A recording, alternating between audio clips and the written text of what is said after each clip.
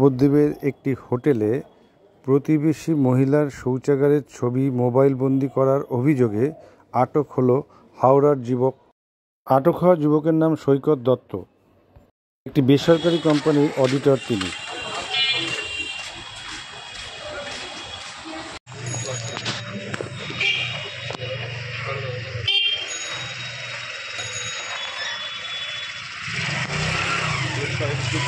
চলো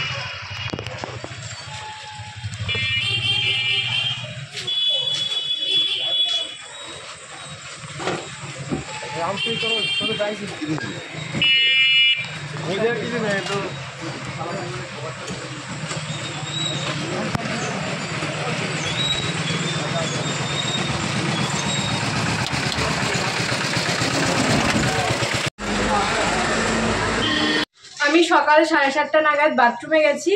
সেখানে আমি লাইট নেবানোর একটা শব্দ পেয়েছি পাশের বাথরুমে। সে লাইট নেবানোর শব্দ পেয়েছি, তো আমি আর ভেন্টিলেটর দিয়ে দেখিনি কিছু। তো আমি হঠাৎ করে উপরে তাকিয়ে দেখি ব্লু কালারের একটা মোবাইল দিয়ে কিছু ভিডিও বা ছবি নেওয়া হচ্ছে।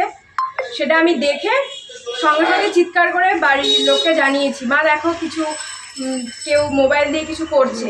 সঙ্গে সঙ্গে রিসেপশনে এসে খবর দেওয়াতে তখন থেকে তদারকি করা হচ্ছে ব্যাপারটা। মানে উনি কি বোর্ডার, মানে এখানে বাইরে থেকে এসেছিলেন? হ্যাঁ, বাইরে থেকে। সেটাই তো। হ্যাঁ, নাম দাম জানা গেছে? না। আচ্ছা, তা পুলিশ নিয়ে গেল? হ্যাঁ, পুলিশ